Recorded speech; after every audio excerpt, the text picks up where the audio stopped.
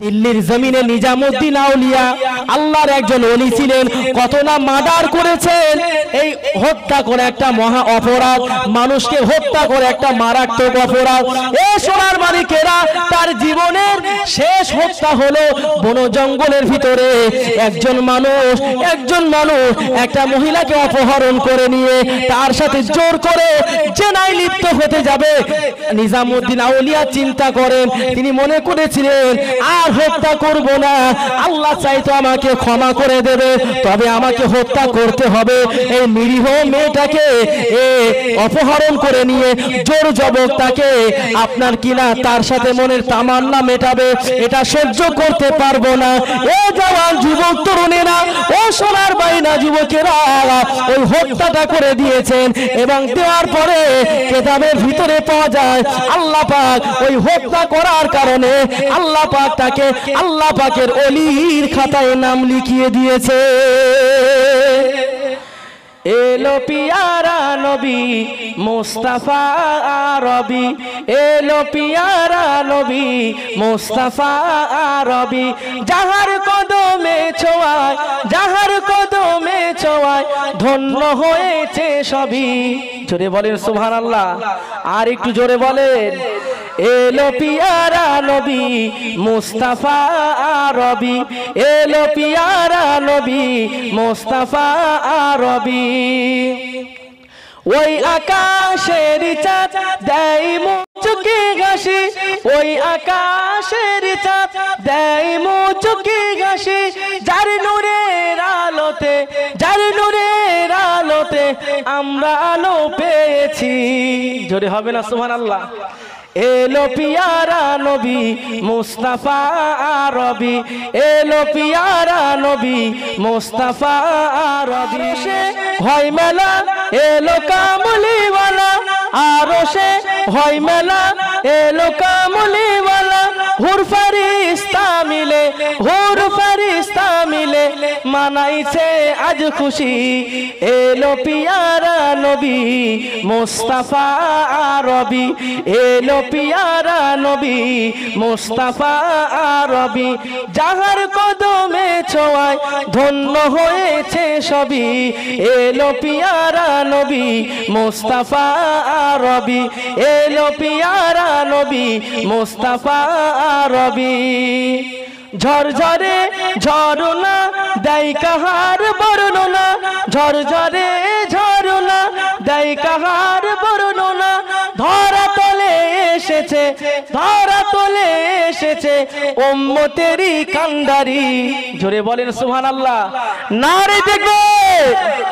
এলো পিয়ারা নবী মুস্তাফা আরবি, এলো পিয়ারা নবী মুস্তাফা আরবি। আল্লাহুম্মা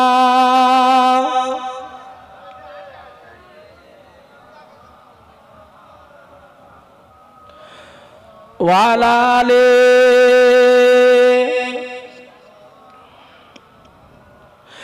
গগনে প্রবনে পাখিদের গুঞ্জনে, গগনে পবনে পাখিদের গুঞ্জনে, দেখো শোনা যায়, দেখো শোনা যায় এলো আখিরি নবী, এলো পিয়ারা নবী মুস্তাফা আরবি, এলো পিয়ারা নবী মুস্তাফা আরবি, যাহার কদমে ছোঁয়ায়, যাহার কদমে ছোঁয়ায় ধন্য হয়েছে সবই।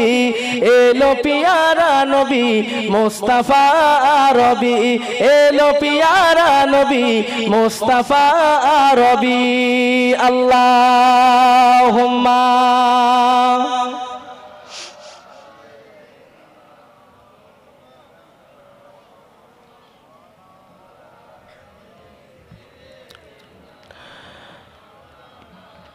আমার ভাইরা বাবাজিরা, আমি যে কথা বলছিলাম, এই মাস একবার যে পেয়ে গিয়েছে, ভাগ্য করে নসিব করে এই মাসটা আল্লাহ পাক দিয়েছে। গত বছরে আমরা কত মানুষকে দেখেছি এই পবিত্র মাসে একসাথে উঠতে বসতে, তাদের সাথে কথা বলতে, সুস্থ সবল দেহ নিয়ে তারা ঘুরেছেন। কিন্তু সময় যখন যার আসবে, আল্লাহ পাক বলছেন কুল্লু নাফসিন যায়িকাতুল মাউত, সময় যার যখন আসবে প্রত্যেকটা মানুষকে মৃত্যুর স্বাদ গ্রহণ করতে হবে। তাই বরকতের মাস আমরা যারা পেয়ে যাব, নিজেদের জীবনের দিকে তাকিয়ে আমরা প্রত্যেকে তওবা করব।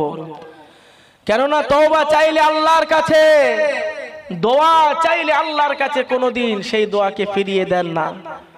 তবে যার জীবনের যে ভালো আমল আছে, যার জীবনে যে ভালো কাজ আছে, জীবনে কোনো না কোনো ভালো কাজ আমরা করে থাকি, করি না? জীবনে একটা হলেও যাররা পরিমাণ ভালো কাজ হলেও আমরা করি, এক ওয়াক্ত নামাজ হলেও আমরা পড়েছি। এই জীবনের ভালো আমলের দিকে তাকিয়ে যদি একবার আমরা আল্লাহর কাছে দোয়া চাই, আমার আল্লাহ পাক আমাদেরকে দিতে বাধ্য হবেন। জোরে বলেন সুবহানাল্লাহ। অবশ্যই দিতে বাধ্য হবেন। কেননা আল্লাহ নবী তিনজন সাহাবীর কথা বর্ণনা করেছিলেন। সে আমার নবী সাহাবী ছিল না, বনি ইসরাইলের কওমের তিনজন হযরত মূসা আলাইহিস সালামের উম্মতের কথা আল্লাহ বলছেন। মদিনার মসজিদে নববী শরীফে এই তিনজন সাহাবীর কথা, মূসা নবীর উম্মতের কথা তিনি বলেছিলেন যে ওই বনি ইসরাইলের তিন যুবক, জীবনে মানুষ চলতে গিয়ে অনেক বিপদ আপদ আমাদের সামনে আসে না, অনেক বিপদ আপদ আমাদের কাছে আসে।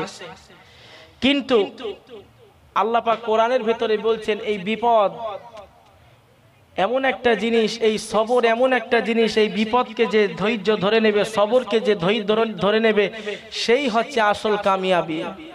কেন? রাস্তার এক সাইডে আছে মানুষ দোতলা বাড়ি, আর এক সাইডে আছে মানুষ ছোট্ট কুঠির ঘরে। আল্লাহ পাক তার বান্দাদেরকে আপন আপন হালাতে বানিয়েছেন। আল্লাহ পাক যাকে যেভাবে পেরেছেন, আল্লাহ পাক তার নিজের পছন্দের মতন করে তাকে দুনিয়ায় পাঠিয়েছেন। কথা ঠিক না ভুল? আপনাকে কালো বানিয়েছে, আমাকে ফর্সা বানিয়েছে, আরেকজনকে আরেক রকম কালার দিয়েছে, আরেকজন মানুষের চেহারা আরেক রকম দিয়েছে। এটা হলো আল্লাহ পাকের নিজের তৈরি একটা সুন্দর চেহারা।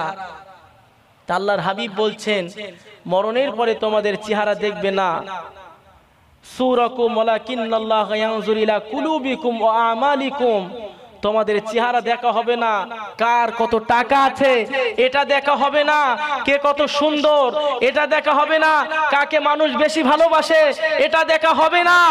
আমি আল্লাহ পাক যাকে ভালোবাসি, ওয়া আমালিকুম, আমল দিয়ে তার বিচার হবে। জোরে বলেন। এমনি করে আল্লাহ রসুলের কলিজার টুকরা বেটি ফাতেমার লাশ যখন দাফন করা হবে, তিনি এমন ইমানি পাওয়ারি একজন মেয়ে ছিলেন, আল্লাহ পাক তানার ভিতরে এত ভয় দিয়েছিলেন, দুনিয়ার প্রত্যেকটা হুকুম তিনি নবীর বেটি হয়ে পালন করেছেন। তবুও তানার লাশ যখন কবরের ভিতরে রাখা হচ্ছে, আল্লাহ রসুলের একজন সাহাবী তিনি বলছেন, তুমি জানো না হে কবর, আজ তোমার ভিতরে কাকে রাখা হচ্ছে? তুমি জানো না ইনি হলেন নবীর বেটি। কবর জবাব দিচ্ছে, কে নবীর বেটি? আমি চিনি না। কে আল্লাহর নবী? আমি চিনি না। আমি কবর প্রত্যেকটা মানুষের আমলের উপর দিয়ে বিচার করি। জোরে বলেন সুবহানাল্লাহ। ও আমার ভাইজানেরা, জওয়ান যুবক তরুণেরা, ও সোনার বালিকেরা, আল্লাহ নবী দিন ও দুনিয়ার বাদশা হাবিবুল্লাহ জনাবে রাসূলুল্লাহ সাল্লাল্লাহু আলাইহি ওয়াসাল্লাম কিতাবের ভিতরে বর্ণনা দেন, এ যুবক জওয়ান তরুণেরা, আমি রাসূলুল্লাহ পাক জবানে জানিয়ে দিলাম, কবর যেমন মানুষকে আমল অনুযায়ী বিচার করে, কবরের বিচার হবে, কবরের আযাব হবে তার আমল অনুযায়ী। এ যুবক জওয়ান তরুণেরা, নবী আমার পাক জবানে বলেছেন, কবরের সবচাইতে ক্ষুদ্রতম আযাব, কবরের মাটি এক হয়ে যাবে, কবরের মাটি এক হয়ে যাবে, চিৎকার দিয়ে কান্নাকাটি করলে দুনিয়ার কোনো মানুষ শুনতে পাবে না। এ জওয়ান যুবকেরা, কবর যেমন কারো কথা শোনে না, আল্লাহ নবী বলেছে ওই জাহান্নামের আগুনের পাওয়ার এতটা আল্লাহ দিয়েছে, জাহান্নামের আগুনের এতটা ক্ষমতা দিয়েছেন, জাহান্নামের সবচাইতে চাইতে ক্ষুদ্রতম আযাব। ফুটন্ত গরম তেলে একজন মানুষকে, মাছকে আমরা যেভাবে ভাজি, সব চাইতে ছোট আযাব হলো এই কড়াই ফেলে মানুষকে ভাজা হবে, তার চাইতে ছোট আযাব হবে প্রত্যেকটা মানুষের শরীরে আগুনের জুতো পরিয়ে দেওয়া হবে পায়ে। এই জওয়ান যুবকেরা যারা বেঈমান হবে, যাদের ঈমানটা কমজোর, দুনিয়ায় কম আমল করেছে, একবার যদি আল্লাহ পাক রাগ করে আল্লাহ পাক তাকে যদি জাহান্নামায় দেন, জাহান্নামার সবচাইতে ছোট আযাবের পাওয়ার এত, ওই যে আগুনের জুতোটা পায়ে পরিয়ে দেওয়া হবে, মাথার ঘিনো গুনো টকবক করে ফুটতে থাকবেন। এই যুবক জওয়ানেরা, তাই নবী আমার কিতাবের ভিতরে বর্ণনা দেয়, হযরতে আদম আলাইহিস সালামের ভাত খাওয়ার জন্য যখন রান্না বান্না করা হবে, হযরত জিবরাইল আমিন আলাইহিস সালাতু ওয়াস সালাম ওই জাহান্নামের ভিতর থেকে সামান্য যাররা পরিমাণে একটু আগুন নিয়ে পৃথিবীর একটা পাহাড়ের উপরে রেখেছিল। এ সোনার মাইনা যুবকেরা, ওই জাহান্নামের আগুনের এত পাওয়ার দিয়েছিলেন, একটা সরিষাকে লক্ষ লক্ষ বার ভাগ করে যদি কতটা থাকে, জাহান্নাম থেকে ওই আগুনটা 70 ভার ধুয়ে ধুয়ে আপনার কিনা পৃথিবীর কোন একটা পাহাড়ে যেই না রেখেছে, জাহান্নামের আগুনের পাওয়ারের বরকতে, পাহাড়ের এত ক্ষমতায় পাহাড়টা পুড়ে ছাই হয়ে গিয়েছিল। জাহান্নামের আগুন এইটা। আচ্ছা, দুনিয়ার আগুন যদি এত ভয়ঙ্কর হয় বাবাজি, আমার নবী বলেছেন একটুখানি চিন্তা করেন, এই দুনিয়ার আগুন যদি কোনো মানুষের গায়ে লাগে, ওই মানুষটা কি দেখবে কে বড় লোক, কে ছোট লোক, কে কালো ফর্সা দেখবে? পুড়িয়ে ছাই করে দেবে। কথা ঠিক বললাম না ভুল বললাম? পুড়িয়ে ছাই করে দেবে। সে কি দেখবে কার শরীরের ভিতরে কত আমল আছে, ঈমান আছে? দেখবে না। খোদার কসম, জাহান্নামের আগুন এই যে যার শরীরের ভিতরে লাগবে, যদি সে মানুষটা পুড়ে যায়, একদম পুড়ে ছাই হয়ে যাবে। আল্লাহ নবী আমার পাক জবানে বলেছিলেন, এ যুবক জওয়ান তরুণেরা, দুনিয়ার আগুনের পাওয়ার যদি এত হয়, দুনিয়ার আগুনের পাওয়ার কোন মানুষের দেহে যদি লাগে, কাপড়ে যদি লাগে, সঙ্গে সঙ্গে মানুষটা যদি পুড়ে ছাই হয়ে যায়। এ সোনার মাইনা যুবকেরা, আমার নবী পাক জবানে বলেছিলেন, ওই জাহান্নামের আগুনটাকে 1000 বছর জ্বালানো হয়েছে। 1000 বছর বড় বড় পাহাড় থেকে পাথরগুলো নিয়ে জাহান্নামকে খোরাক হিসাবে দিয়েছে। 1000 বছর জ্বালানোর পরে জাহান্নামের আগুনের কালারটা লাল হয়ে গিয়েছিল। বর্তমানে যে আগুনটা আমরা ব্যবহার করি, ও সোনার বালিকেরা, এই আগুনটা আল্লাহর পছন্দ হলো না, আবারও 1000 বছর ধরে পোড়ানো হলো, জ্বালানো হলো। জাহান্নামের আগুন মানুষকে কষ্ট দেওয়ার জন্য, আল্লাহ পাক তার ভাই বান্দাদেরকে ভয় দেখানোর জন্য আবারও 1000 ধরে জ্বালানো হলো। জাহান্নামের আগুনটা সাধারণ মেঘের মতন সাদা হয়ে গিয়েছে। জাহান্নামের আগুনের পাওয়ার, তাজাল্লি এমন একটা পাওয়ার, কোন মানুষ যদি তার পাশ থেকে যায়, তার শরীরের চামড়াগুলো খসে খসে পড়ে যাবে। এই যুবক জওয়ানেরা, এই আগুন আল্লাহর পছন্দ হলো না, আবার ওই 1000 বছর ধরে ওই জাহান্নামের আগুনটা জ্বালানো হলো। জাহান্নামের আগুনের এত পাওয়ার আল্লাহ দিয়েছে, জাহান্নামের আগুনটা পুড়ে পুড়ে কালো কালো ছাই হয়ে গিয়েছে। নবী আমার কিতাবের ভিতরে বর্ণনা দেয়, কোন একটা ফ্যামিলিতে 5 জন মানুষ যদি জাহান্নামী হয়, বাপ বেটা যদি একই জাহান্নামে থাকে, সামনে তার বাপকে পোড়ানো হবে, তার সামনে তার মেয়েকে পোড়ানো হবে, পাশে তার ছেলেটাকে পোড়ানো হবে।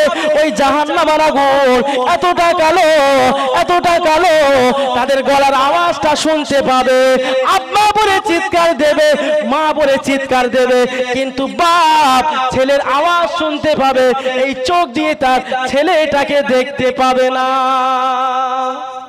এত কালো, এত কালো। বাবাজি রাগ করছেন নাকি আমার কথায়? এত কালো, সামনে যদি কোনো মানুষ থাকে, তাকে দেখা যাবে না। আল্লাহ পাকের আযাব হলো ওই জাহান্নামের আগুনে পোড়াবে, কিন্তু তার মওত হবে না। এত ভয়ঙ্কর আযাব আল্লাহ আমাদের জন্য রেখেছেন, কিন্তু এর ভিতরে আল্লাহ পাক তার বান্দাদের উপরে দয়া করেছেন। জোরে বলেন। যদি বলেন আগুনের ভিতরে আবার দয়া কি? আগুন তো যাকে ধরে তাকে ছাড়ে না। দুনিয়ার আগুনের চাইতে জাহান্নামের আগুন তো আরো কঠিন। জাহান্নামের আগুন তো আরো ভয়ঙ্কর। তাহলে দুনিয়ার আগুন যদি মানুষকে পুড়িয়ে ছাই করে দেয়, ভাত যদি বসিয়ে দেয় 8 ঘন্টা 15 মিনিটে যদি ভাত হয়ে যায়, রুটি যদি দেয় 2 মিনিটে যদি একটা আপনার কাঁচা আটা যদি সিদ্ধ হয়ে যায়, তাহলে জাহান্নামের আগুন হাজার হাজার বছর ধরে জ্বালানো হয়েছে, এতে তো মানুষ পড়লে আর কথা বলতে পারবে না। এরকম প্রশ্ন আমাদের মনে আসবে না? আসবে না? ও আমার ভাইজানেরা, সোনার মানিকেরা, এই জওয়ান যুবকেরা, ও নবী পাকের উম্মতিরা, এই জাহান্নামের আগুনের পার আল্লাহ এতটা দিয়েছে। আল্লাহ পাক তার বান্দাদেরকে এতটা মহব্বত করেন, আল্লাহ পাক তার বান্দাদেরকে এতটা ভালোবাসেন। আল্লাহ পাক বলেন, বান্দা হতাশা হয়ো না, আমার নাম হলো রহমান, আমার নাম হলো রহিম। তবে আমি আল্লাহ পাক কোরআন শরীফের ভেতরে আমার 99টা নাম পাবে। আমি আল্লাহ পাক পালন কর্তা হয়ে যদি 99টা নাম যদি পাও, এই 99টা নামের ভেতর থেকে যে কোনো একটা নাম দিয়ে আমি আল্লাহ, আমাকে যদি কেউ ডাকে, আমি আল্লাহ পাক মুহূর্তের ভিতরে তার ডাকে সাড়া দেব। ও সোনার বাইনা যুবকেরা, আল্লাহ পাক হলেন আমাদের মাবুদ, আমাদের স্রষ্টা। আল্লাহ পাক তামাম দুনিয়াটা সৃষ্টি করেছেন, আমার হাবিবকেও তিনি সৃষ্টি করেছেন। আল্লাহ পাকের নাম হলো 99টা। তবে আল্লাহ পাক পাঁচ জবানে বলেছে, আমি আল্লাহ পাক আমার নামটা যদি 99টা হয়, আমি আমার হাবিবকে এতটা মহব্বত করি, কোরআনের ভেতরে আমার হাবিবের নাম 101টা আমি আল্লাহ কোরআনে দিয়েছি। যে নাম ধরে আমাকে যখন ডাকবে, আমি আল্লাহ পাক তোমার ডাকে সাড়া দেব। এই জাহান্নামের আগুনের ভেতরে ওয়াসিকাল্লাযীনা কাফারু ইলা জাহান্নামা যুমারা, কোরআন শরীফের ভেতরে এই যে আয়াতটা আছে, ওয়াসিকাল্লাযীনা কাফারু ইলা জাহান্নামা যুমারা, কোন মানুষ যখন জাহান্নামে তাকে দেওয়া হবে কিয়ামতের দিনে। আমরা যখন একটা ছাগল, ছোট ছাগলকে আমরা লালন পালন করি না, হাঁস মুরগিকে খাবার দিয়ে তাকে বড় করি, একটা গরুর গলায় আমরা দড়ি বাঁধি না, রশি বেঁধে আমরা টেনে টেনে তাকে মাঠে নিয়ে যাই। অনেক সময় আছে ওই গরুটা যদি কোথাও ঘাস পায়, ছাগলটা যদি কোনো এক জায়গায় সবুজ লতা পায়, সেখান থেকে নড়তে চায় না, চাই কি আমরা তার রশিটা ধরে টানতে টানতে তাকে তার গন্তব্যস্থলে আমরা নিয়ে যাই। খোদার কসম, আল্লাহর কোরআন সাক্ষী দিচ্ছে, ওয়াসিকাল্লাযীনা কাফারু ওয়াসিকল ইলা জাহান্নামা যুমারা, ইলা জাহান্নাম, জাহান্নামীদেরকে আমার আল্লাহ পাক ওই আগুনের শেকল দ্বারায় তাকে বাঁধবে এবং বেঁধে বেঁধে ছাগলের মতন, বকরির মতন টানতে টানতে তাকে জাহান্নামের দিকে নিয়ে যাবে। শুধু তাই নয়, ওই মানুষটা যখন জাহান্নামায় যাবে, তার সামনে থাকবে জান্নাত, জান্নাতকে ওভারটেক করে জান্নাতের পাশ থেকে তাকে যেতে হবে। জান্নাতের দরওয়াজাটা আল্লাহ খুলে দেবেন, আল্লাহ জান্নাতের দরজা খুলে দেবেন। ওই জান্নাতে থাকবে তার বিবি ডাকবে, স্বামী আল্লাহ পাক আমাকে জান্নাত দিয়েছে। আচ্ছা, কোন জাহান্নামী যদি কোন এক জাহান্নামে যাওয়ার সময় যদি জান্নাতের দরজা খুলে দিয়ে জান্নাতের শান্তি যদি তার অন্তরে, তার চোখে যদি একবার দেখে, তার মনটা কি আর ঠিক থাকবে? বলেন, আরো কষ্ট বেড়ে যাবে, আরো কষ্ট। আরে আল্লাহ, আমি যদি দুনিয়ায় ভালো কাজ করতাম, আমি যদি দুনিয়ায় আমল করতাম, আজকে আমার বিবির সাথে আমি এক জান্নাতে থাকতাম। জোরে বলেন, আর একটু জোরে বলেন, না রে দেখো। কিন্তু আল্লাহ পাক বলছেন, বান্দা আমি আল্লাহ পাক হায়াত তোমাকে একবার দিয়েছি। ওমা খালাকতুল জিন্না ওয়াল ইনসা ইল্লা লিয়াবুদুন, জিন এবং মানুষদেরকে আমি আল্লাহ ইবাদতের জন্য পাঠিয়েছি।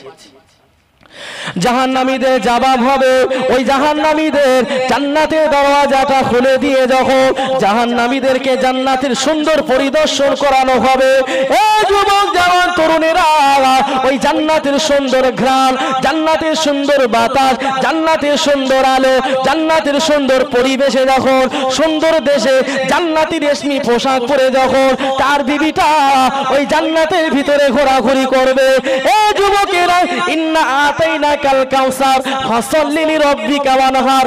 জান্নাতের নহর, মধুর ঝর্ণা, দুধের ঝর্ণা, এমনি করে শরাবের ঝর্ণা যখন বয়ে যাবে, ওই জান্নাতি জাহান্নামী ব্যক্তিটা যখন তার চামড়ার চোখ দিয়ে ওই জাহান্নামীদের সুন্দর ওই পরিদর্শন, আপনার কিনা মধুর ঝর্ণাটা দেখবে, তার পিপাসা বেড়ে যাবে, পিপাসায় কাতর হয়ে যাবে। সে তখন তার বিবিকে বলতে লাগবে, ও আমার বিবি, একটা বার ওই নহর থেকে, ঝর্ণা থেকে এক গ্লাস আমার জন্য পানি এনে দাও। ও যুবক জওয়ান তরুণেরা, তার বিবির কোনো অনুমতি থাকবে না, এক ফোঁটা পানি ওই জাহান্নামীদের দেওয়া যাবে না। ও যুবক জওয়ান তরুণেরা, আল্লাহ পাক তাই কোরআন শরীফের ভেতরে বলছেন, পারা নাম্বার 30, সূরার নাম হলো সূরা তাকাসুর। এই সূরার ভিতরে বলছে, আবার পারা নাম্বার 30, সূরার নাম হলো সূরা তাকবীর, ইদা শামসু কুবিরাত। এই সূরার ভিতরেও আল্লাহ পাক বিভিন্ন জায়গায় বলেছেন, ও সোনার বাইনা যুবকেরা, ওই জাহান্নামীদেরকে যখন টানতে টানতে টানতে টানতে জাহান্নামায় যখন তাদেরকে ফেলে দেওয়া হবে, পিপাসায় তারা কাতর হয়ে যাবে, তাদের গলাটা ছিঁড়ে যাবে, জিহ্বা মোবারকখানা নাভি পর্যন্ত চলে আসবে, পানি পানি বলে চিৎকার দিয়ে কাঁদবে। খোদার কসম, আল্লাহর কোরআনের ভিতরে এসেছে, আল্লাহ পাক বলেন, ওই জাহান্নামীদেরকে পানি দেওয়া হবে না, ওই জাহান্নামীদেরকে মধু দেওয়া হবে না, দুধ দেওয়া হবে না। আমার আল্লাহ পাক বলেন, ওই জাহান্নামীদেরকে জাহান্নামের আগুনের কাটা গাছ তাদেরকে খেতে দেওয়া হবে। আগুনের কাটা গাছ, এই যে আগুনের কাটা গাছ যখন আমাদেরকে দেবে, আমরা যখন ওই আগুনের কাটা গাছটা খাবো, এই রকম জায়গায় এসে বেঁধে যাবে জাহান্নামীদের, এই জায়গায় এসে বেঁধে যাবে, না যাবে ভিতরে আর না বার হচ্ছে উপরে।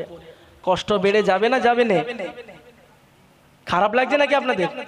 জাহান্নামীদের কষ্ট বেড়ে যাবে যখন এই কাটা গাছটা যখন তার এখান থেকে নামবে না, এখান থেকে নামবে না। আল্লাহ কোরআন শরীফের ভিতরে বিভিন্ন ভাষায় বিভিন্ন আযাবের কথা বলেছেন, কিন্তু এই কাঁটাযুক্ত খাবার, এমনকি খারাপ রক্ত পুঁজ তাদেরকে খেতে দেওয়া হবে, সহ্য করতে পারবে না। ও সোনার বাইনা যুবকেরা, ও জওয়ান যুবকেরা, নবী আমার পাক জবানে বলেছিলেন, আমার সাহাবীরা শুনে রাখো, তবে আমি আল্লাহ পাক, আমি রাসূলুল্লাহ পাক জবানে জানিয়ে দিলাম, ওই সময় জাহান্নামীদেরকে জাহান্নামের ভিতরে ফেলে দেওয়া হবে, জাহান্নামের দরওয়াজাটা লাগিয়ে দেওয়া হবে। বুখারী শরীফের 29 নাম্বার হাদিসের ভিতরে নবী আমার বললেন, উরিতুন নারা ফাইদা আকসারু আহলিয়ান নিসা। আমার নবী বর্ণনা করে, জাহান্নাম এমন একটা ভয়ঙ্কর জায়গা, ওই জাহান্নামের ভিতরে কোন একটা বাক্স ওপরটা খুলে যদি আমরা আমাদের যত কম্বল আছে, কম্বলগুলো গুছিয়ে যখন আমাদের সামানপত্র গুছিয়ে বাক্সর সিটকিনটা লাগিয়ে দেয়, বাক্সর ভিতরটা অন্ধকার হয়ে যায়। মানুষকে কবর দেওয়ার সময় তার লাশটা যখন নামানো হয়, বিসমিল্লাহি ওয়া আলা মিল্লাতি রাসূলিল্লাহ ওয়া ফি সাবিলিল্লাহ বলে লাশটা যখন কবরের ভিতরে রাখা হয়, এই জওয়ান যুবকেরা, ছোট ছোট বাঁশ কেটে আমরা ওই কবরের উপরে দিয়ে দেই।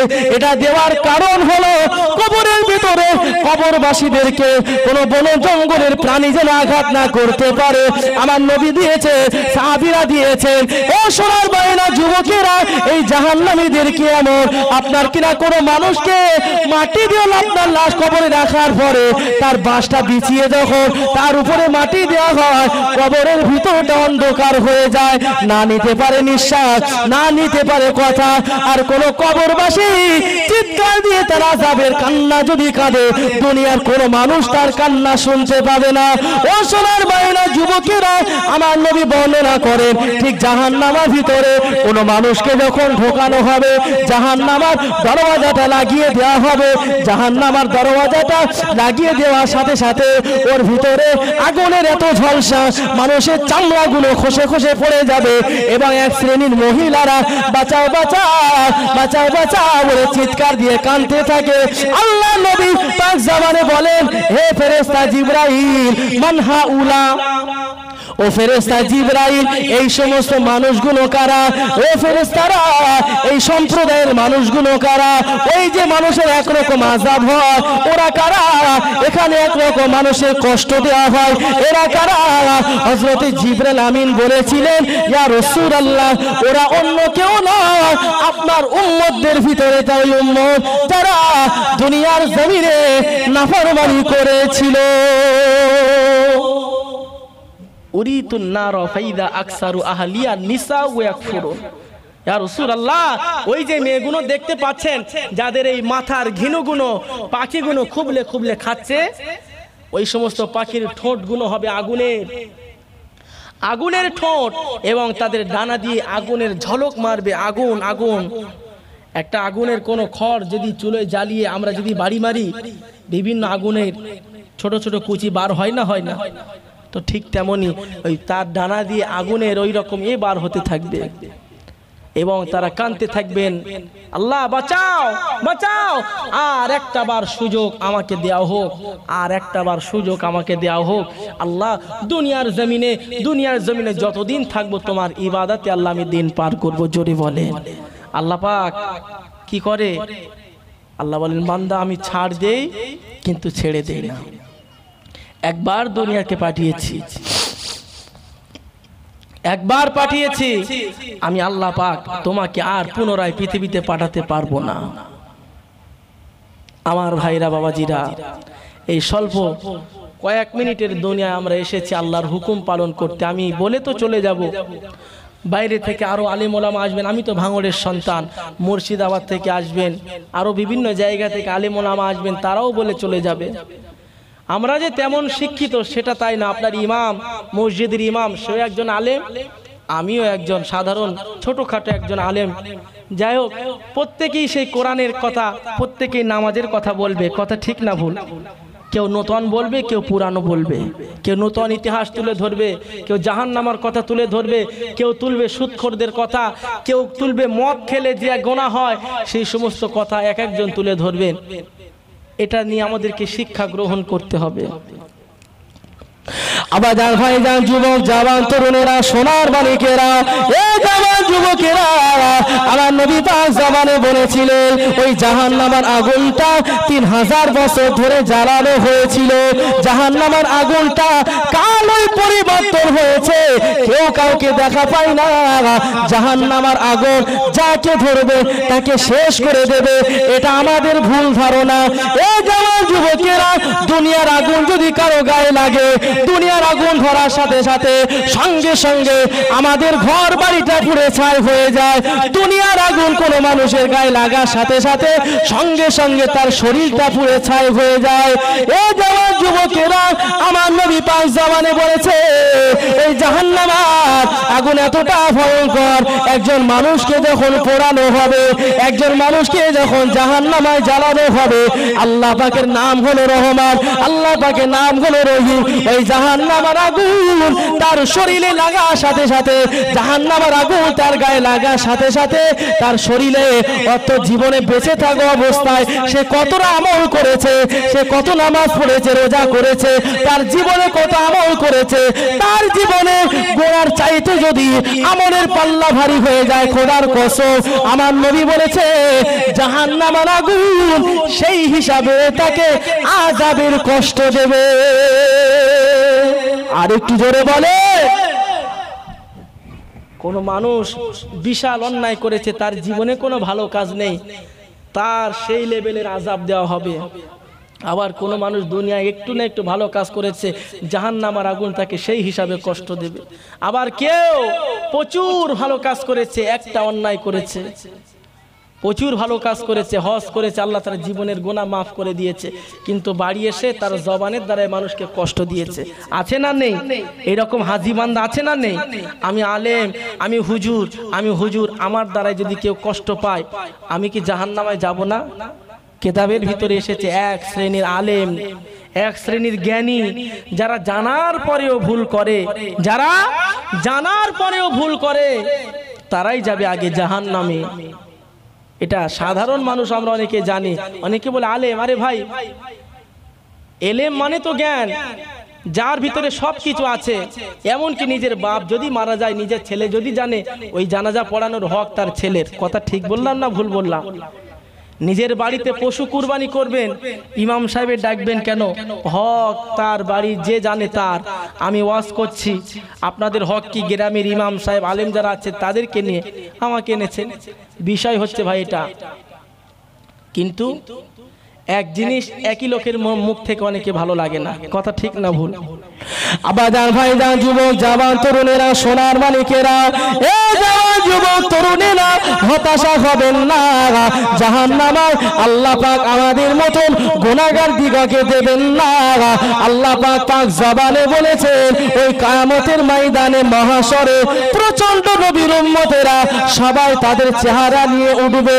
তবে যারা দুনিয়া জমিনে মুনাফিকি করেছে, দুনিয়ায় যারা সুদ খেয়েছে, এই যুবক জওয়ান তরুণেরা, আল্লাহর চারজন ফেরেশতা মিলে যখন আল্লাহ পাক কোরআন শরীফের ভেতরে বলে, ইজা জুলজিলাতিল আরদু জিলজালাহা ওয়া আখরাজাতিল আরদু আসকালাহা ওয়া ক্বালাল ইনসানু মা লাহা ইয়াওমাইদিন তুহাদ্দিসু আখবারাহা বিআন্না রাব্বাকা আওহা লাহা ইয়াওমাইদিন তুহাদ্দিসু আখবারাহা বিআন্না রাব্বাকা আওহা লাহা। আল্লাহ পাক কোরআন শরীফের ভিতরে বলেন, ইজা জুলজিলাতিল আরদু জিলজালাহা, সেই দিন মাটিগুলো, পাহাড়গুলো ভীষণভাবে কাঁপতে থাকবে, নড়াচড়া করতে থাকবে। আপনার কিনা মাটি উঠে যাবে। মাটির ভিতরে যে সমস্ত কবরগুলো থাকবে, কবরের ভিতর থেকে হাজার হাজার বছর আগেকার মানুষ যাদেরকে দাফন করা হয়েছিল, ওই মানুষগুলোকে তুলে দেবে। কবরের ভিতরে, মাটির ভিতরে অনেক খনি আমরা দেখতে পাই, অনেক গাছপালা আমরা দেখতে পাই, অনেক জঙ্গলি জানোয়ারের দেহ আমরা দেখতে পাই। এই যুবকেরা, আমরা যেমন আমাদের ভাত খাওয়ার সময় কোন একটা দাওয়াত বাড়ি গিয়ে আমাদের খাওয়া যদি একটু বেশি হয়ে যায়, গ্যাস হয়ে বমি হয়ে সেটা বার হয়ে যায়। এই যুবক জওয়ান তরুণেরা, আল্লাহ কিতাবের ভেতরে বলছেন, কোরআন শরীফের ভেতরে বলে, জমিন সেই দিন বমি করে দেবে, তার পেটের ভিতর থেকে সব কিছু উগরে বার করে দেবে। ইজা জুলজিলাতিল আরদু জিলজালাহা, আবার সমস্ত মানুষগুলোকে ঠেলে তুলে দেবে। আপনার কিনা দ্বিতীয়বার যখন হযরত ইসরাফিল আলাইহিস সালাম ফুঁক দেওয়া হবে, জমিনের মাঝখান দিয়ে ফেটে যাবে। ওয়া আখরাজাতিল আরদু আসকালাহা, এই রকম করে আয়াতের তাফসীরে বোঝা যায়, তাম পৃথিবীটাকে উল্টে দিয়ে এমন একটা পানি দেবে, তাম পৃথিবীটা সমান হয়ে যাবে। এই জওয়ান যুবকেরা, আয়াতের ভেতরে আল্লাহ পাক আবার বলেন, একটা পিঁপড়া যখন তার চালার ভিতর থেকে যেভাবে বার হয়, আমি আল্লাহ পাক কিয়ামতের দিনে ময়দানে মহাশরে প্রত্যেকটা মানুষ তার কবরের ভিতর থেকে পিঁপড়ার মতন বার হয়ে হাসরের ময়দানের দিকে যাবে। হাসরের ময়দানের দিকে যাবে যখন দুনিয়াটা ধ্বংস হয়ে যাবে, জমিন ফেটে যাবে। এ সোনার ময়না যুবকেরা, জমিন ফেটে দেওয়ার সাথে সাথে আল্লাহ পাক কোরআনের ভিতরে আরো বলেন, ওয়াল জিবাল আওতাদা, পাহাড়গুলোকে আমি আল্লাহ পাক পেরেকের মতন সাটিয়ে যেইভাবে দিয়েছিলাম, ওই পাহাড়গুলো তুলোর মতন উড়ে উড়ে চলে যাবে। তুলোর মতন একটা পাকড়া গাছ, একটা ক্যাটা বালিশের তুলো যদি আমরা ফু দেই, এই ফু দেওয়ার সাথে সাথে তুলোটা উড়ে চলে যায়। এ সোনার ময়না যুবকেরা, আল্লাহ পাক বলে, ওই দিন পাহাড়গুলো, বড় বড় টাওয়ারগুলো, আপনার পৃথিবীর বাইরে এবং পৃথিবীর ভিতরে যত বড় বড় টাওয়ার আছে, যত বড় বড় বিল্ডিং আছে, সবগুলো তুলোর মতন উড়ে চলে যাবে। আমার আল্লাহ পাক জবানে বলে, সমস্ত মানুষ যখন তার আপন আপন কবর থেকে ওঠার আগে আল্লাহর চারজন ফেরেশতাকে হুকুম করা হবে, এ আমার ফেরেশতা জিবরাইল, ও ফেরেশতা মিকাইল, ও ফেরেশতা আজরাইল, ও ফেরেশতা ইসরাফিল, চলে যাও মদিনার জমিনে আমার হাবিবুল্লাহ শুয়ে আছে, আমার হাবিবুল্লাহকে আগে তোমরা তুলে নিয়ে এসো। ও জওয়ান যুবকেরা, আল্লাহর ফেরেশতারা জান্নাত থেকে সুন্দর একটা সিংহাসন নিয়ে গিয়ে আমার নবীকে দাওয়াত করবেন, আসসালামু আলাইকা ইয়া রাসূলুল্লাহ, আসসালামু আলাইকা ইয়া হাবিবাল্লাহ, উঠে যান, আজকে আপনার উম্মতের হিসাব আজকে নেওয়া হবে।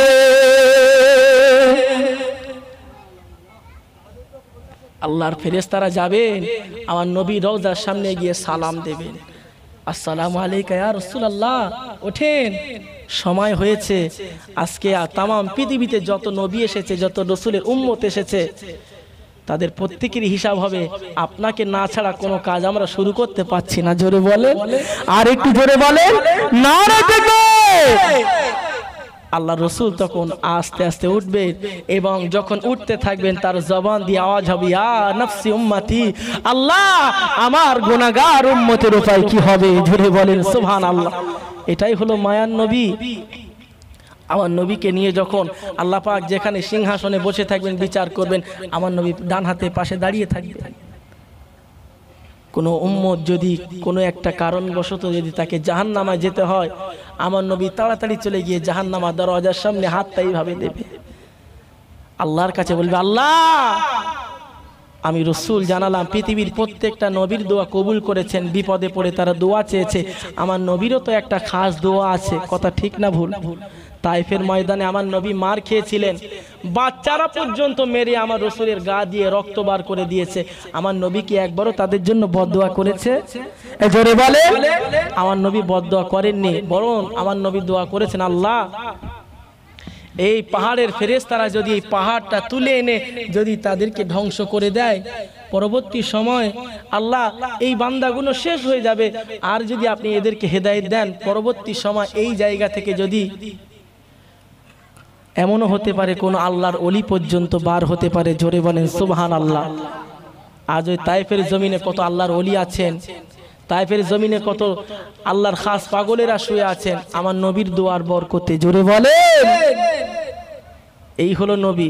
নবী আমার কানতে কানতে আল্লাহর কাছে বলবেন, আল্লাহ এই যে আমার উম্মতকে জান্নাতে দেবেন না, আল্লাহ এই জান্নাত জাহান্নামে দেবেন না, এই জাহান্নামের আযাব সহ্য করতে পারবেন না, আল্লাহ আমার এই উম্মতটাকে তোমার দয়ার জান্নাত দান করো। জোরে বলেন সুবহানাল্লাহ। কিতাবের ভিতরে পাওয়া যায় নবী আমার দিন দুনিয়ার বাদশাহ হাবিবুল্লাহ জনাবে রাসূলুল্লাহ সাল্লাল্লাহু আলাইহি ওয়াসাল্লাম। ও ভাইবোনেরা, আল্লাহ নবীর সম্মুখে এক শ্রেণীর মানুষ কাতার দিয়ে দাঁড় হয়ে যাবে। আল্লাহর ফেরেশতা জিবরাইল আমিনকে জিজ্ঞাসা করা হবে, ও জিবরাইল মান হাউলা, এরা কারা? হযরত জিবরাইল আমিন আলাইহিস সালাম বলবেন, ইয়া রাসূলুল্লাহ হাবিবাল্লাহ হুজুর, এটা অন্য কেউ নয়, এটা হলো আপনার উম্মতের ভিতরে উম্মত, দুনিয়ায় যারা আল্লাহ পাকের ফরজ হুকুম অমান্য করেছিল। আল্লাহর ফরজ হুকুম কি? ইয়া রাসূলুল্লাহ, দুনিয়ায় যারা নামাজ কাজা করেছিল। আর একটা লাইন দাঁড়িয়ে থাকবে, আল্লাহর নবী বলবেন, ও জিবরাইল আমিন মান হাউলা, ওই যে ওরা কারা? হযরত জিবরাইল আমিন বলেন, ইয়া রাসূলুল্লাহ, ওরাই তো সেই সুদখোর। আর একটা লাইন দাঁড়িয়ে থাকবে, পেছনে পেছনে অনেক মানুষ থাকবে। আল্লাহ নবী বলবেন, জিবরাইল মান হাউলা, এদেরকে চিনতে পাচ্ছি না, এরা কারা? হযরত জিবরাইল আমিন বলবেন, ইয়া রাসূলুল্লাহ, ওরাই হলো আপনার সেই উম্মত যারা আপনার নাম শোনার পরে দরুদ পড়েনি। আরেকজন দাঁড়িয়ে থাকবে, এরা কারা? এরা হলো মা বাপের অবাধ্য সন্তান, এরা হলো সুদখোর, গাঁজাখোর, মদখোর। তা আল্লাহ কোরআন শরীফের ভেতরে বলছেন, আমার বাবাজিরা, আল্লাহ রসুলের জামানায় সাহাবীদের ভিতরে মদ খেতেন, সাহাবীদের ভিতরে সাহাবীরা মদ খেয়েছেন। কোরআন শরীফ থেকে দলিল আছে, একজন সাহাবীর বাড়িতে হযরত আলী রাদিয়াল্লাহু আনহু এবং আরো 3 জন সাহাবীকে দাওয়াত করেছেন। দাওয়াত করে তাদের খাওয়া দাওয়া কি হবে, প্রত্যেকের হাতে একটা করে মদের বোতল দিয়ে দেওয়া হয়েছে। এখন বলেন, হুজুর মদ খাওয়া তো ইসলামে হারাম, তাহলে আপনি এই কথা কোথা থেকে পেয়েছেন? সাহাবীরা মদ খেয়েছে, বাঁদরামও হচ্ছে, বলবেন না বলবেন না? আল্লাহ পাক কোরআন শরীফের ভেতরে মদ সম্পর্কে আয়াত নাজিল করে দিয়েছিলেন। কখন দিয়েছিলেন? ওই সাহাবীর বাড়িতে যখন হযরত আলী রাদিয়াল্লাহু আনহু দাওয়াতে গিয়েছেন, মদের বোতল দিয়ে এশার নামাজের সময় হয়ে গিয়েছে, খাওয়া দাওয়া সেরে এশার নামাজ আদায় করতে যাবেন। এই যুবক জওয়ান তরুণেরা, নামাজে দাঁড়িয়ে এশার নামাজে সূরা ফাতিহা পড়া হয়েছে। সূরা ফাতিহা পড়ার পরে এই যে কোরআন নাজিল হওয়ার রাত, আপনার কিনা ইন্না আনজালনাহু ফি লাইলাতিল কদর, এই কোরআন নাজিল হওয়ার রাত, এই কোরআন নাজিল হওয়ার বরকতে আল্লাহ পাক তার কোরআন নাজিলটাকে কোরআন শরীফ নাজিল করেছিলেন। এই যুবক জওয়ান তরুণেরা, অপর একটা আয়াতে আল্লাহ কোরআন শরীফে বলছেন ওই সাহাবীটা নামাজের ভিতরে দাঁড়িয়ে কোরআন শরীফের 30 নাম্বার পারা সূরা কাফিরুন বলে একটা সূরা আছে, ওই সাহাবীটা মদ খেয়ে ওই কাফিরুন পড়তে গিয়ে কুলিয়া আইয়ুহাল কাফিরুন লা আবুদু মা তাবুদুন, হে কাফের বেঈমান মুশরিকগণ, তোমরা যার ইবাদত করো আমরা তার ইবাদত করি না। এটাই হলো তার অর্থ। আল্লাহ নবী পাক জবানে বললেন, ওই সাহাবীটা যখন নামাজের ভিতরে দাঁড়িয়ে যায় তারা পড়েছেন কুলিয়া আইয়ুহাল কাফিরুন ওয়া নাহনু নাবুদু মা তাবুদুন। এর অর্থ হলো এ নবী সাহাবীরা, আল্লাহ নবী সাহাবী পড়ছে ওয়া নাহনু নাবুদু তাবুদুন, এর অর্থ হলো এ বেঈমান মুশরিকেরা, তোমরা যে দেবতার পূজা করো, তোমরা যে রবের ইবাদত করো, আমরা মুসলমানেরাও তার ইবাদত করি। তোমরা মুসলমানেরা তার ইবাদত করো, আমরাও তার ইবাদত করি। মানে বেঈমান কাফেররা যার ইবাদত করে আমরা নবীর উম্মতেরা তার ইবাদত করি। জোরে বলেন নাউজুবিল্লাহ। এটাই ছিল মদ খাওয়ার শেষ দিন সাহাবীদের। কুলিয়া আইয়ুহাল কাফিরুন লা আবুদু মা তাবুদুন, এই জায়গা আছে লা শব্দের অর্থ হচ্ছে না, এর অর্থ হচ্ছে তোমরা যার ইবাদত করো আমরা তার ইবাদত করি না। কিন্তু সাহাবী বললেন অনাহনু নাবুদু মা তাবুদুন, অর্থাৎ তোমরা যা ওই বেঈমান কাফেররা তোমরা যে রবের ইবাদত করো, তোমরা যাকে খোদা মানো, তোমরা যাকে প্রভু মানো, আমরাও তার প্রভু মানি। জোরে বলেন নাউজুবিল্লাহ। কোরআন শরীফের ভেতরে মদিনার মসজিদে নববী শরীফে আল্লাহ নবীর কাছে খবর পৌঁছে গেলেন, ইয়া রাসূলুল্লাহ হাবিবাল্লাহ হুজুর, আপনার এই সাহাবীটা মদ খেয়ে নামাজের ভিতরে ভুল পড়েছে, আল্লাহ পাক কি এদেরকে ক্ষমা করে দেবে? আল্লাহ নবীর কাছে আয়াত নাজিল হয়ে গেল, ইয়া আইয়ুহাল্লাযীনা আমানু লা তাকরাবুস সালাতা ওয়া আনতুম সুকারা হাত্তা তাআলামু মা তাকুলুন, হে আমার বান্দা বান্দীরা, তোমরা নামাজে অবস্থায় নেশাগ্রস্ত অবস্থায় নামাজের ধারে যেও না, মদ্যপান করে গাঁজা পান করে বিভিন্ন ধরনের নেশার দ্রব্য পান করে নামাজের ধারে যেও না, কেননা তোমরা মাতাল অবস্থায় তোমরা নিজে কি বলো তোমরা জানো না। কথা ঠিক না ভুল? আল্লাহ কোরআনের ভেতরে বলছেন তোমরা নেশা করে কি যে বলো তোমরা নিজেই জানো না। আমরা রাস্তায় চলতে ফিরতে গিয়ে কত মানুষকে দেখি না মদকে শুটান হয়ে রাস্তায় পড়ে থাকে। কথা বলেন খারাপ লাগছে নাকি? তাকবীর আর নারে তাকবীর, নারে তাকবীর। মদ খেয়ে রাস্তায় শুটান অবস্থায় পড়ে থাকে যেন সে মারা গিয়েছে। কুকুর বিড়াল এসে ছিঁড়ে খেলে কোনো খবর নেই, এত মারবেন তবুও তার গায়ে কোনো আঘাত হবে না। তবে তার যখন জ্ঞান ফিরে আসবে, সে যখন বুঝতে পারবে যে আমার নেশার ঘোরটা কেটেছে, তখন তার গায়ে ব্যথা হবে, সেটা অনুভব করতে পারবে। অনেকে তো নেশা করে এসে নিজের ভাবিকে বউ বলে জড়িয়ে ধরে, আছে না নেই? আল্লাহ পাক বলছেন ইয়া আইয়ুহাল্লাযীনা আমানু, হে ঈমানদার বিশ্বাসীগণ, লা তাকরাবুস সালাত, খবরদার নামাজ অবস্থায় ওয়ান্তুম সুকারা হাত্তা তাআলামু মা তাকুনুন, নামাজ অবস্থায় অর্থাৎ নেশাগ্রস্ত অবস্থায় তোমরা নামাজে যেও না, এটা মহাপাপ। ওই দিন থেকে আল্লাহ পাক মদকে হারাম করে দিয়েছে। ও আমার ভাইজানেরা, সোনার মালিকেরা, নবী আমার দিন ও দুনিয়ার বাদশা, কিয়ামতের ময়দানে মহাশরে আল্লাহর ফেরেশতা হযরত ইসরাফিল আলাইহিস সালাম যখন সিংহাসনে তৃতীয়বার যখন ফুৎকার দেওয়া হবে, ও যুবক জওয়ান তরুণেরা, ওই কবরের ভিতর থেকে এক শ্রেণীর মানুষ তারা মাতাল অবস্থায় বার হবে। তাদের চেহারা চোখগুলো লাল হয়ে যাবে, শরীরটা অনেক মোটা হয়ে যাবে, মদখোরের মতো টলতে টলতে হাসরের ময়দানে বিচারের কাঠগোড়ায়, আসামির কাঠগোড়ায় তারা দাঁড়িয়ে যাবে। এই জওয়ান যুবক তরুণেরা, আল্লাহর ফেরেশতা জিবরাইল আমিনকে আমার নবী জিজ্ঞাসা করবে, ও ফেরেশতা জিবরাইল আমিন, এরা কারা? এই সমস্ত উম্মতদেরকে আমি চিনতে পারি না, এই সমস্ত উম্মতদেরকে আমি চিনি না জানি না।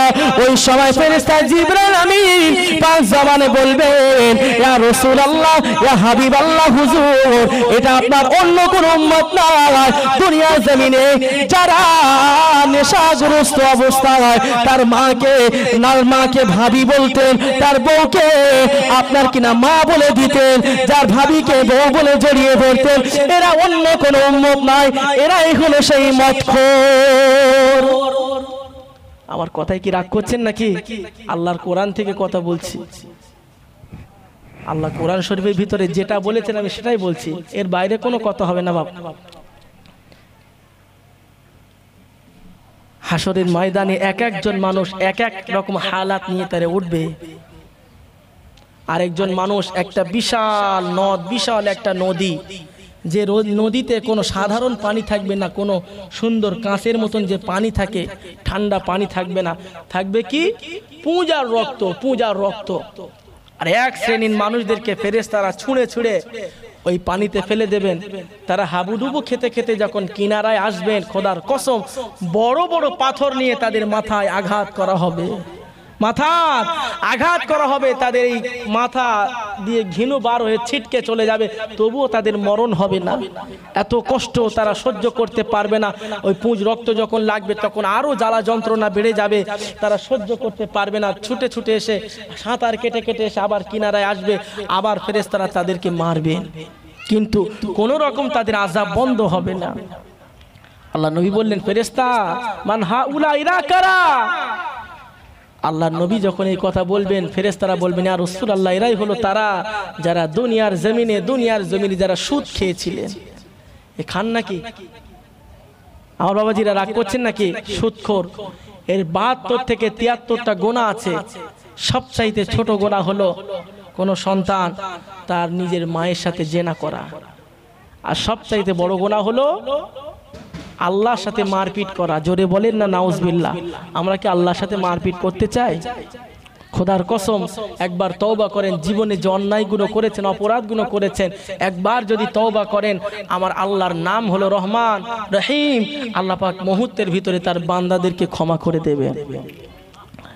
কিতাবের ভিতরে পাওয়া যায়, কিয়ামতের ময়দানে মহাশরে যখন আল্লাহ পাক আসামির কাঠগড়ায় এক একজন মানুষকে যখন তোলা হবে, ও যুবক জওয়ান তরুণেরা, জাহান্নামকে যখন তৈরি করা হচ্ছে, জাহান্নামকে ওয়াদা করেছিলেন আল্লাহ পাক, জাহান্নামকে বলেছিলেন, আমার জাহান্নাম, ও আমার জাহান্নাম, শুনে রাখো, শুনে রাখো, আমি আল্লাহ পাক তোমাকে মানুষকে ভয় দেখানোর জন্য, মানুষকে তোমার ভিতরে জ্বালানোর জন্য আমি জাহান্নাম তোমাকে বানিয়েছি।